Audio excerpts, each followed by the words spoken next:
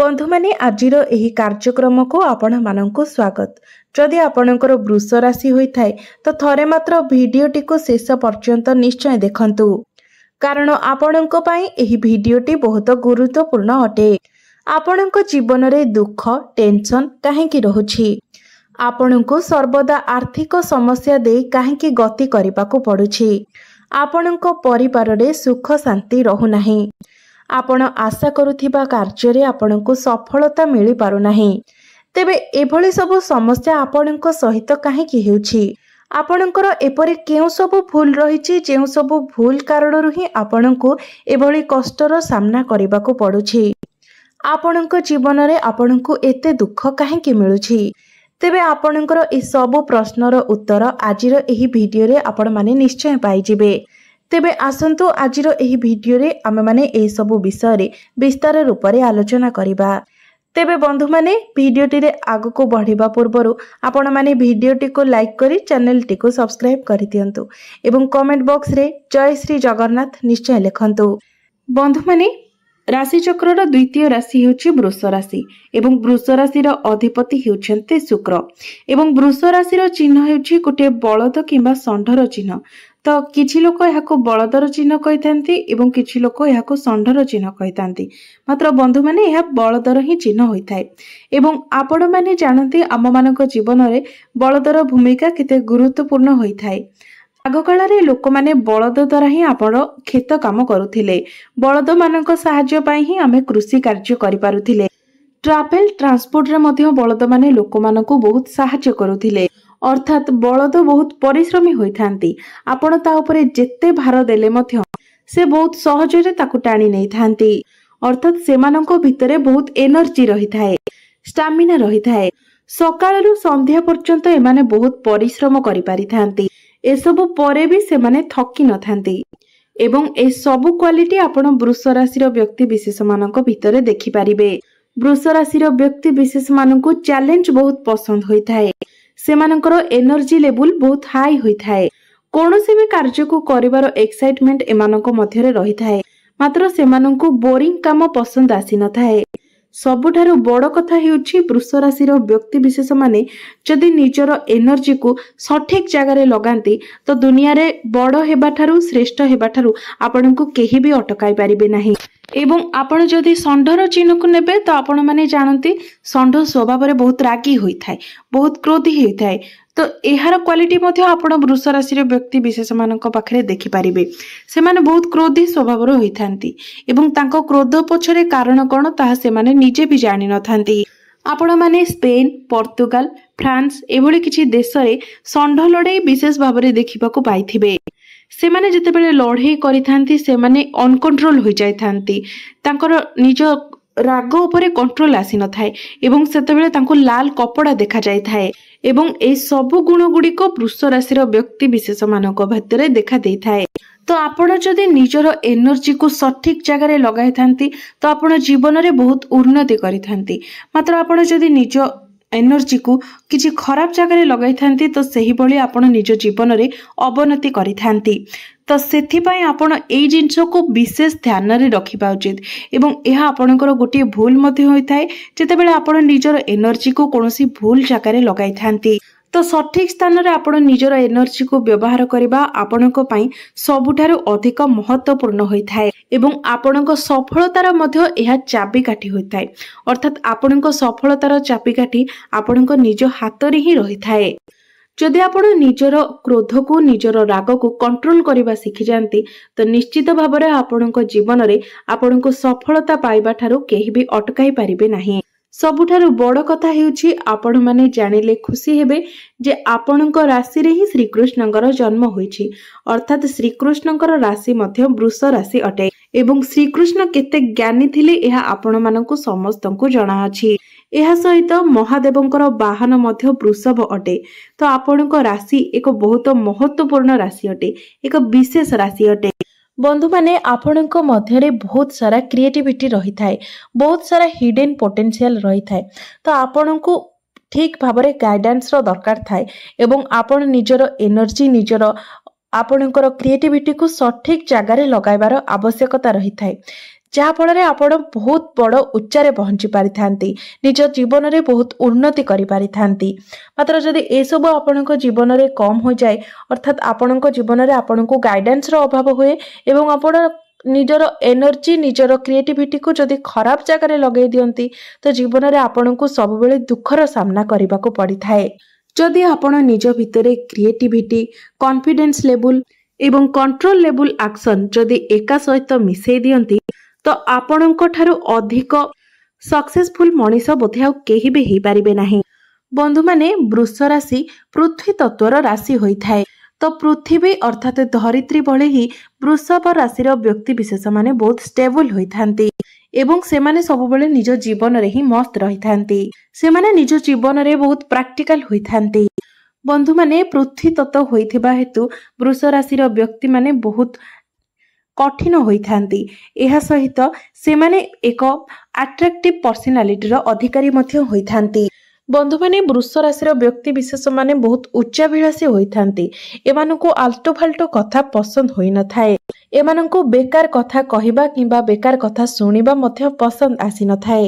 ଏବଂ ବୃଷ ରାଶିର ସବୁଠାରୁ ବିଶେଷ ଗୁଣ ହେଉଛି ସେମାନେ ନିଜ ଜୀବନରେ ଯେତେ ଅଧିକ ସଫଳତା ହାସଲ କଲେ ବି, ଯେତେ ଉଚ୍ଚ ସ୍ଥାନରେ ପହଞ୍ଚିଲେ ମଧ୍ୟ ସେମାନେ ସର୍ବଦା ନମ୍ର ରହିଥାନ୍ତି, ସବୁବେଳେ ସିମ୍ପଲ ରହିଥାନ୍ତି। ତେବେ ଆସନ୍ତୁ ଜାଣିବା ବୃଷ ରାଶିଙ୍କର ଏଭଳି କେଉଁ ଭୁଲ ପାଇଁ ସେମାନଙ୍କୁ ନିଜ ଜୀବନରେ ଏତେ ସାରା ଦୁଃଖ କଷ୍ଟର ସାମ୍ନା କରିବାକୁ ପଡ଼ିଥାଏ, ସର୍ବଦା ଚିନ୍ତାଗ୍ରସ୍ତ ରହିବାକୁ ପଡ଼ିଥାଏ, ଆର୍ଥିକ ସମସ୍ୟା ଏବଂ ମାନସିକ ଅଶାନ୍ତି ଭିତରେ ଗତି କରିବାକୁ ପଡ଼ିଥାଏ। ବନ୍ଧୁମାନେ, ବୃଷ ରାଶିର ବ୍ୟକ୍ତି ବିଶେଷ ମାନେ ବହୁତ ହିଁ ସରଳ ସ୍ୱଭାବର ହୋଇଥାନ୍ତି ଏବଂ ସିଧାସଳଖ ହୋଇଥାନ୍ତି। ଏମାନଙ୍କ ମନରେ ଅନ୍ୟ କାହା ପ୍ରତି କୌଣସି ପ୍ରକାରର ଛନ୍ଦ କପଟ ନଥାଏ। ବୃଷ ରାଶିର ବ୍ୟକ୍ତି ବିଶେଷ ମାନେ କେବେ ବି କାହାର ଖରାପ ଚିନ୍ତା କରିପାରିନଥାନ୍ତି, କେବେ ବି କାହାର ଅମଙ୍ଗଳ ଚିନ୍ତା କରିପାରିନଥାନ୍ତି। କେବଳ ଏହି ସବୁ କାରଣ ପାଇଁ ହିଁ ଅନ୍ୟମାନେ ଏମାନଙ୍କ ସରଳତାର ସୁଯୋଗ ନେଇଥାନ୍ତି, ଏମାନଙ୍କୁ ନିଜର ସ୍ୱାର୍ଥ ପାଇଁ ବ୍ୟବହାର କରିଥାନ୍ତି।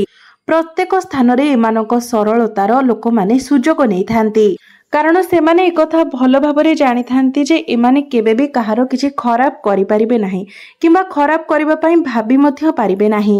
ଏମାନେ କେବେ ବି କାହା ସହିତ ଛଳ କରିପାରିନଥାନ୍ତି ଏବଂ ଏତେ ଅଧିକ ସରଳ ହୋଇଥିବା ହେତୁ ହିଁ ଆପଣଙ୍କୁ ସର୍ବଦା ଦୁଃଖର ସାମ୍ନା କରିବାକୁ ପଡ଼ିଥାଏ। ବନ୍ଧୁମାନେ, ଆପଣମାନେ ଆପଣଙ୍କ ଜୀବନରେ ବହୁତ ଅଧିକ ପରିଶ୍ରମ କରିଥାନ୍ତି, ଚେଷ୍ଟା କରିଥାନ୍ତି। ମାତ୍ର ଆପଣଙ୍କ ନିଜ ଲୋକମାନଙ୍କ ମଧ୍ୟରେ କିଛି ଏପରି ଲୋକ ଥାନ୍ତି ଯେଉଁମାନେ ଆପଣଙ୍କୁ ସବୁବେଳେ ପଛକୁ ଟାଣିବାକୁ ଚେଷ୍ଟା କରିଥାନ୍ତି। ଆପଣଙ୍କ ସାମ୍ନାରେ ସେମାନେ ଆପଣଙ୍କର ତାରିଫ କରିଥାନ୍ତି, ପ୍ରଶଂସା କରିଥାନ୍ତି, ମାତ୍ର ଆପଣଙ୍କ ପଛପଟେ ସେମାନେ ଆପଣଙ୍କ ବିରୁଦ୍ଧରେ କହିଥାନ୍ତି, ଆପଣଙ୍କୁ ବିପଦରେ ପକାଇବା ପାଇଁ ଚେଷ୍ଟା କରିଥାନ୍ତି ଏବଂ ଏହିଭଳି ବ୍ୟକ୍ତିମାନଙ୍କ କାରଣରୁ ହିଁ ଆପଣ ଜୀବନରେ ସବୁବେଳେ ପଛରେ ରହିଯାଇଥାନ୍ତି। ଆପଣମାନେ ଲକ୍ଷ୍ୟ କରିଥିବେ ଯେ ଆପଣ ଯେଉଁ କାର୍ଯ୍ୟ କରୁଛନ୍ତି ସେହି କାର୍ଯ୍ୟ ଆପଣଙ୍କର ଭଲ ଭାବରେ ତ ହୋଇଥାଏ, ମାତ୍ର ଠିକ୍ ଶେଷ ସମୟରେ ହିଁ ସେଥିରେ କିଛି ନା କିଛି ବାଧାବିଘ୍ନ ଆସିଥାଏ। ଆପଣ କେବେ ବି ଏହି କଥା ଉପରେ ଗଭୀର ଚିନ୍ତା କରିଛନ୍ତି କି? ତେବେ ବନ୍ଧୁମାନେ, ଆପଣଙ୍କ ସହିତ କେବଳ ଏଥିପାଇଁ ହିଁ ଏହି ଘଟଣା ହୋଇଥାଏ କାରଣ ଆପଣ ଯେଉଁମାନଙ୍କୁ ଅଧିକ ନିଜର ବୋଲି ଭାବୁଛନ୍ତି, ବହୁତ ଅଧିକ ବିଶ୍ୱାସ କରୁଛନ୍ତି, ସେହି ବ୍ୟକ୍ତିମାନଙ୍କ ମଧ୍ୟରୁ ହିଁ ଆପଣଙ୍କର ଶତ୍ରୁ ଲୁଚି ରହିଥାନ୍ତି। ସେଇମାନଙ୍କ କାରଣରୁ ହିଁ ଆପଣଙ୍କୁ ସର୍ବଦା ବାଧାବିଘ୍ନର ସମ୍ମୁଖୀନ ହେବାକୁ ପଡ଼ିଥାଏ। ସେମାନେ ଆପଣଙ୍କର ପ୍ରଶଂସାକୁ ସହ୍ୟ କରିପାରିନଥାନ୍ତି, ଆପଣଙ୍କର ଭଲ ଗୁଣକୁ ସେମାନେ ସହ୍ୟ କରିପାରିନଥାନ୍ତି ଏବଂ ଆପଣଙ୍କର ଉନ୍ନତି ମଧ୍ୟ ସେମାନେ କେବେ ବି ଦେଖିପାରିନଥାନ୍ତି। କେବଳ ଏସବୁ କାରଣ ପାଇଁ ହିଁ ସେମାନେ ଆପଣଙ୍କ ପିଠି ପଛରେ ଛୁରୀ ମାରିଥାନ୍ତି ଏବଂ ଆପଣଙ୍କ ପାଇଁ ନାନା ପ୍ରକାରର ବିପଦ ମଧ୍ୟ ସୃଷ୍ଟି କରିଥାନ୍ତି। ସେଥିପାଇଁ ଭୁଲେ ବି ଆପଣ କାହାକୁ ଆଖି ବୁଜି ବିଶ୍ୱାସ କରନ୍ତୁ ନାହିଁ। ଆଖି ଖୋଲା ରଖି ପ୍ରତ୍ୟେକ ମଣିଷକୁ ଚିହ୍ନିବାକୁ ଚେଷ୍ଟା କରନ୍ତୁ। ତେବେ ବନ୍ଧୁମାନେ, ଆସନ୍ତୁ ଜାଣିନେବା ଆପଣଙ୍କର ସେହି ସବୁ ଭୁଲ ବିଷୟରେ, ଯେଉଁ ସବୁ ଭୁଲ କାରଣରୁ ହିଁ ଆପଣଙ୍କୁ ସର୍ବଦା ଦୁଃଖର ସାମ୍ନା କରିବାକୁ ପଡ଼ିଥାଏ। ଆପଣଙ୍କର ତାହା ନିଜର ହିଁ ଭୁଲ ହୋଇଥାଏ ଏବଂ ଆପଣ ଯଦି ଏହି ଭୁଲ ଗୁଡ଼ିକୁ ନିଜ ଜୀବନରେ ସୁଧାରି ନିଅନ୍ତି, ତ ନିଶ୍ଚିତ ରୂପରେ ଆପଣଙ୍କ ଜୀବନରେ ପରିବର୍ତ୍ତନ ଆସିବ। ତେବେ ସର୍ବପ୍ରଥମ ଭୁଲଟି ହେଉଛି ଆପଣଙ୍କର ଆଖି ବୁଜି ସମସ୍ତଙ୍କ ଉପରେ ବିଶ୍ୱାସ କରିଯିବା। କାରଣ ମୁଁ ପ୍ରଥମରୁ ଆପଣଙ୍କୁ କହିସାରିଛି ଯେ ବୃଷ ରାଶିର ବ୍ୟକ୍ତିମାନେ ବହୁତ ସିଧାସଳଖ ଏବଂ ସରଳ ହୋଇଥାନ୍ତି। ସେଥିପାଇଁ ହିଁ ଆପଣ ବହୁତ ଜଲ୍ଦି ବିନା କିଛି ଭାବିଚିନ୍ତି ଆଖି ବୁଜି ହିଁ ଅନ୍ୟମାନଙ୍କୁ ବିଶ୍ୱାସ କରି ଯାଇଥାନ୍ତି। ପ୍ରତ୍ୟେକ ବ୍ୟକ୍ତିଙ୍କୁ ଆପଣ ନିଜର ବନ୍ଧୁ ବୋଲି ଭାବି ନେଇଥାନ୍ତି, ହିତାକାଂକ୍ଷୀ ବୋଲି ଭାବି ନେଇଥାନ୍ତି। ତ ଆପଣଙ୍କର ସବୁଠାରୁ ବଡ଼ ଭୁଲ ଏହା ହିଁ ହୋଇଥାଏ ଯେ ଆପଣ ବେଳେବେଳେ ଏମିତି କିଛି ଲୋକଙ୍କ ଉପରେ ଭରସା କରି ନେଇଥାନ୍ତି ଯେଉଁମାନେ ଆପଣଙ୍କର ଭରସାର ଯୋଗ୍ୟ ହିଁ ହୋଇନଥାନ୍ତି ଏବଂ ସେମାନେ ଆପଣଙ୍କୁ ଦିନେ ନା ଦିନେ ଆପଣଙ୍କର ଔକାତ ଦେଖେଇ ଦେଇଥାନ୍ତି। ସେତେବେଳେ ହିଁ ଆପଣ ତାଙ୍କର ସତ୍ୟତାକୁ ଜାଣିପାରିଥାନ୍ତି। ସେଥିପାଇଁ ଆପଣ ନିଜ ଭିତରେ ଦୃଢ଼ ସଂକଳ୍ପ କରିନିଅନ୍ତୁ ଯେ ଆପଣ ୟା ପରଠୁ କେବେ ବି ନିଜର ଆର୍ଥିକ ମାମଲାରେ ହେଉ କିମ୍ବା ନିଜର ପର୍ସନାଲ ଲାଇଫରେ ହେଉ କେବେ ବି କାହା ଉପରେ ଆପଣ ଆଖି ବୁଜି ବିଶ୍ୱାସ କରିବେ ନାହିଁ। ଆପଣଙ୍କୁ ଯଦି କିଏ କୌଣସି କଥା କହୁଛି ତ ଆପଣ ପ୍ରଥମେ ନିଜର ମତ ରଖନ୍ତୁ। ଆପଣଙ୍କ ମନକୁ ଯାହା ଠିକ୍ ଲାଗୁଛି, ଆପଣଙ୍କୁ ଯେଉଁ ଜିନିଷଟି ଉଚିତ ଲାଗୁଛି ଆପଣ ସେଇ ଜିନିଷଟି କରନ୍ତୁ। ଆପଣ ଅନ୍ୟର କଥା ଶୁଣନ୍ତୁ, ମାତ୍ର ତାପରେ ବି ଆପଣ ନିଜର ମତ ରଖନ୍ତୁ। ଆପଣଙ୍କୁ କ'ଣ ଠିକ୍ ଲାଗୁଛି ଆପଣ ପ୍ରଥମେ ତା ଦେଖନ୍ତୁ। କିନ୍ତୁ ନିଜର ମତକୁ ଚାପି ଦେଇକି, ନିଜର ଭାବନାକୁ ଚାପି ଦେଇକି ସବୁବେଳେ ଯଦି ଆପଣ ଅନ୍ୟମାନଙ୍କ କଥାରେ ଚାଲନ୍ତି, ଅନ୍ୟମାନଙ୍କୁ ବିଶ୍ୱାସ କରନ୍ତି ତ ନିହାତି ଭାବରେ ଆପଣ ଭବିଷ୍ୟତରେ ଯାଇକି ଅସୁବିଧାରେ ପଡ଼ିବେ। କାରଣ ଆପଣମାନେ ଜାଣନ୍ତି ଏ ଦୁନିଆ ଦିନକୁ ଦିନ ସ୍ୱାର୍ଥପର ହୋଇଯାଉଛି।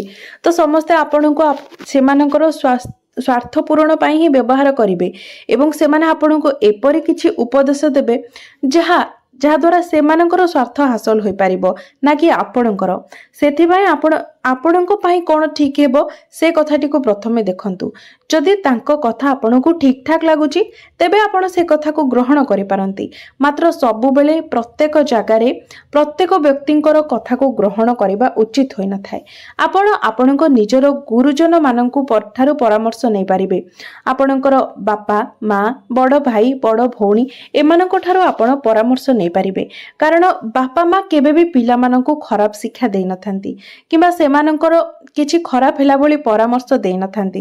ତ ଆପଣ ଯଦି କେବେ କୌଣସି କନଫ୍ୟୁଜନରେ ପଡ଼ୁଛନ୍ତି କିମ୍ବା କୌଣସି ବି କାର୍ଯ୍ୟ କରୁଛନ୍ତି ଯାହା ପୂର୍ବରୁ ଆପଣଙ୍କୁ କାହାର ପରାମର୍ଶ ଦରକାର ପଡ଼ୁଛି ତ ଆପଣ ନିଜର ବାପା ମାଙ୍କ ଠାରୁ ପରାମର୍ଶ ନିଅନ୍ତୁ। ତାହା ହିଁ ଆପଣଙ୍କ ପାଇଁ ସର୍ବଶ୍ରେଷ୍ଠ ରହିବ। ମାତ୍ର ଆପଣ ସାଙ୍ଗସାଥୀ କିମ୍ବା ବାହାର ଲୋକଙ୍କ ଠାରୁ ପରାମର୍ଶ ନିଅନ୍ତୁ ନାହିଁ। କାରଣ ବାହାର ଲୋକ କିମ୍ବା ସାଙ୍ଗସାଥୀ ସବୁବେଳେ ଆପଣଙ୍କର ହିତାକାଂକ୍ଷୀ ହୋଇନଥାନ୍ତି। ତ ବେଳେବେଳେ ଏମିତି ହୋଇଥାଏ ଯେ ସେମାନଙ୍କ କଥାରେ ଚାଲିବା ଫଳରେ ଆପଣ ଭବିଷ୍ୟତରେ ବହୁତ ବଡ଼ ଅସୁବିଧାର ସାମ୍ନା କରିଥାନ୍ତି। ସେଥିପାଇଁ ବନ୍ଧୁମାନେ ଆପଣ ଏଇସବୁ ଜିନିଷ ଠାରୁ ନିଜକୁ ଦୂରେଇ ରଖନ୍ତୁ ଏବଂ ଆଖି ବୁଜି ସବୁବେଳେ କାହାକୁ ବିଶ୍ୱାସ କରନ୍ତୁ ନାହିଁ। ଯଦି ଆପଣ ଏଇସବୁ ଗୁଣକୁ ଆପଣଙ୍କ ଭିତରେ ବଦଳାଇ ଦିଅନ୍ତି ତ ଆପଣଙ୍କ ଭିତରେ ଯେତିକି କ୍ରିଏଟିଭିଟି ଅଛି, ଯେତିକି ହିଡେନ୍ ପୋଟେନ୍ସିଆଲ ଅଛି, ଆପଣ ନିଜ ଜୀବନକୁ ବହୁତ ଭଲ ବନାଇ ପାରିବେ। ନିଜ ଜୀବନରେ ବହୁତ ଆପଣ ସକ୍ସେସ୍ ପାଇପାରିବେ। ତେବେ ବନ୍ଧୁମାନେ ମୋର ଏହି ଭିଡ଼ିଓଟି ଯଦି ଆପଣମାନଙ୍କୁ ଭଲ ଲାଗିଥାଏ ତେବେ ଭିଡ଼ିଓଟିକୁ ଲାଇକ୍ କରି ଚ୍ୟାନେଲଟିକୁ ନିଶ୍ଚୟ ସବସ୍କ୍ରାଇବ୍ କରିଦେବେ ଏବଂ କମେଣ୍ଟ ବକ୍ସରେ ଜୟ ଶ୍ରୀ ଜଗନ୍ନାଥ ନିଶ୍ଚୟ ଲେଖିବେ।